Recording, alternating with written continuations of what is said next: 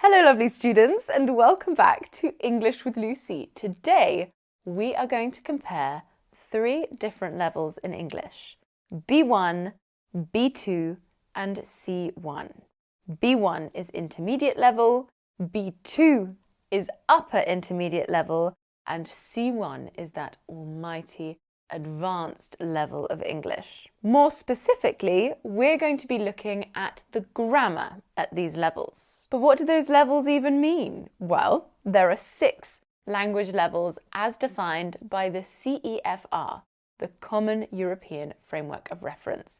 And they start at A1, beginner, and go all the way up to C2, which is proficiency. Today we're looking at B1, B2 and C1, and a really common struggle for learners of any language is knowing which level you're at and which level you should be working towards. If you don't know your level, it's nearly impossible to choose the right course or learning materials or YouTube videos to help you improve. If you're already at B2, a B1 course wouldn't be very helpful.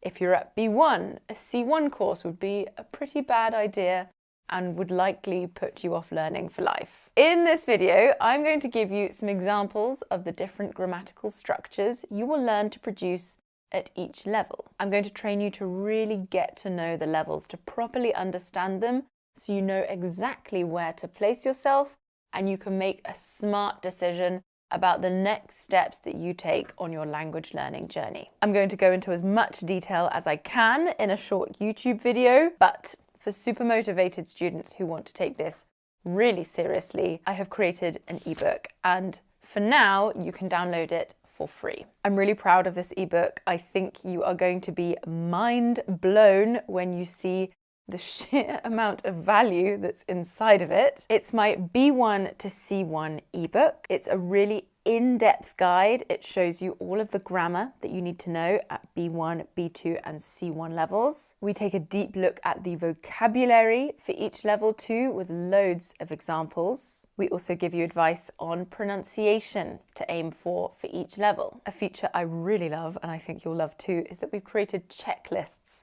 for each level, so you can monitor your progress and immediately see what you need to work on. We sent out this ebook to a small test audience and the feedback was amazing. They just couldn't believe it was free. So for now, this ebook is free. When it stops being free, I will simply remove this section of the video. You won't see it anymore. If you would like to download the B1 to C1 ebook for free, just click on the link in the description box. You enter your name and your email address and you sign up to my mailing list. Then the ebook will arrive directly in your inbox. You can download it and start using it immediately. After that, I'll keep you entertained with my future free PDFs, news, course updates and offers. It's a free service and you can unsubscribe at any time. I really hope you like it. A lot of love and work went into it. Right, let's get started with the grammar. First, I want to talk about making deductions. So we often use modal verbs like must and might to make deductions, but there are other structures that we can use too. Look at these examples and see if you can tell how they're getting more advanced. B1, I haven't seen Lucy for weeks. She must be ill. B2, actually, I think she might have gone away for the winter. And C1, the odds are she's hightailed it to Spain for a few months. She's always banging on about doing that. It's true, I am. It's my dream to be in Spain. In the B1 example, you saw a present modal of deduction, must be.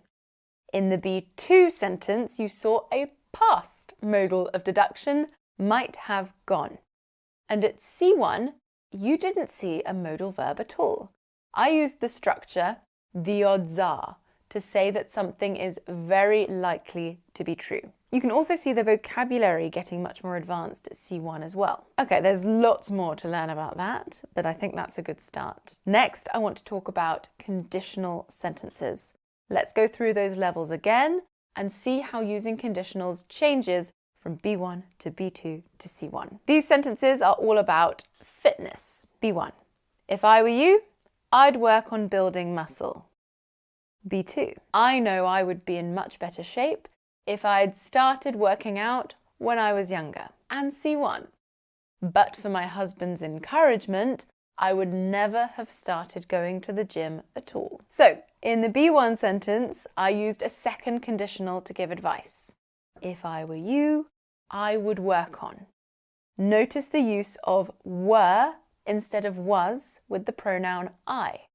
Using were is an example of the subjunctive mood, which expresses hypothetical situations. In the B2 sentence, I used a mixed conditional to say how something in the past can affect the present. I used would be in the second conditional and had started in the third conditional. And in the C1 sentence, you can see a third conditional with the structure but for standing in for an if phrase. Again, there is so much more to learn about conditionals at each level. That's just a small glimpse. Next, let's talk about the future. At B1, B2 and C1 levels, you need to be able to talk about the future in different ways. We're going to take a look in the context of the environment.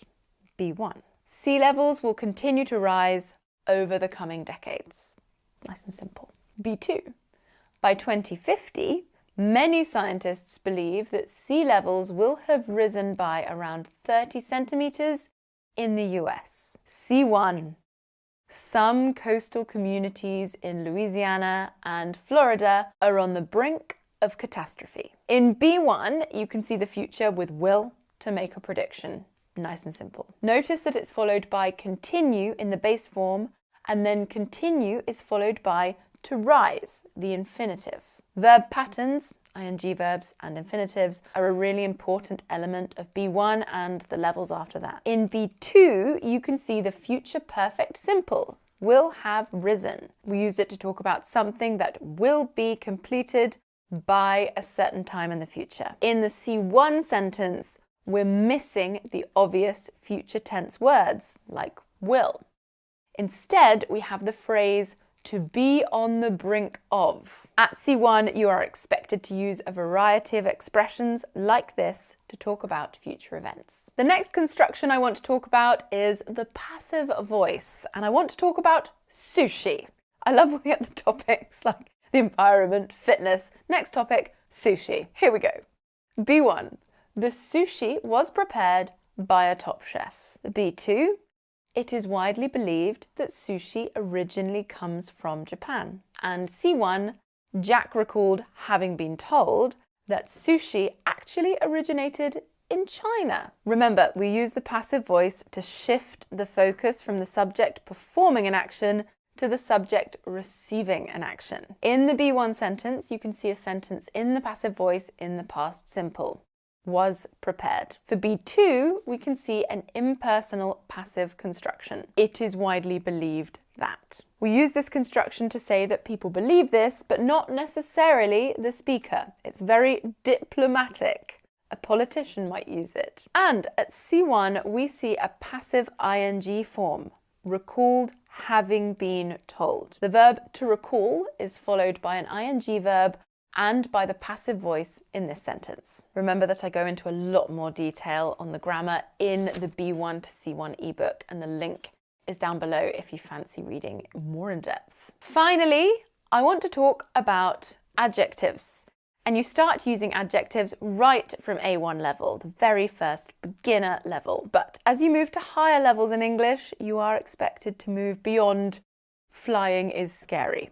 So let's talk about flying at B1, B2 and C1 levels. So B1, flying is much less scary than I imagined. B2, the thought of it was utterly terrifying. And C1, for me, flying is not so much alarming as dull. So at B1, we use words like much and slightly in addition to basic comparative adjectives to move beyond A2 level and show big and small differences.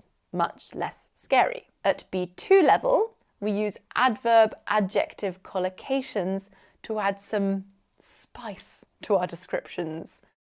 Utterly terrifying, not bitterly or entirely terrifying. For example, utterly terrifying is a lovely collocation. They just fit together It's what native speakers would naturally reach for. We talk a lot about adverbs and adjective collocations in our B2 program. I'll leave information for my B1, B2 and C1 programs in the description box as well, in case you're interested. At C1 level, we use a range of advanced comparative structures to compare things. Not so much alarming as dull, meaning it's boring, not scary. Okay, has that given you some idea of the grammatical structures and phrases you typically learn at B1, B2 and C1 level? If you're intrigued, you want to learn more, you want to go deeper and work out the next step to take, then download the B1 to C1 ebook. This is where you'll get a comprehensive overview of all of the grammar and vocabulary that you need to learn to reach these levels of English. The link to download the ebook is in the description box. It's free for now. That's it for today's lesson. I hope you enjoyed it. I will see you soon for another lesson. Mwah.